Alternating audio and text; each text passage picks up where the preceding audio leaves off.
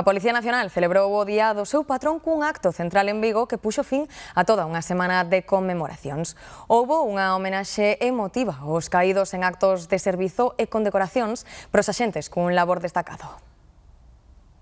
Non vemos nada porque non nos dejan pasar.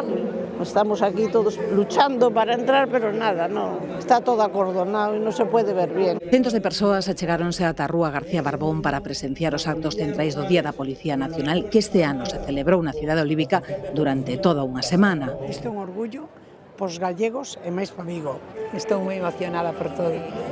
Os actos de celebración do Día do Patrón culminaron esta mañá coa presenza do ministro de Interior, que en nada máis chegar pasou revista á formación composta por 298 axentes de 18 unidades operativas. Foi un día para celebrar os 201 anos de historia do Corpo Nacional de Policía e para facer balance do traballo realizado e fan de España un dos países máis seguros do mundo. Diso encárganse os 74.000 homes e mulleres que contribúen a reforzar a seguridade cidadá. Se non fora por ellos estaríamos todos desprotegidos. Estou encantada co traballo da policía, admiros, respetos e penso que fan un servicio extraordinario.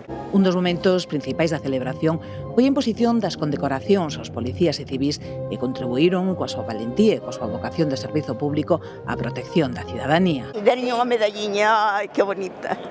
É o máis grande do que levo no mundo, a miña filliña. Tamén houbo medallas para algúns dos membros da unidade canina. O acto máis emotivo foi a homenaxe aos caídos en acto de servizo.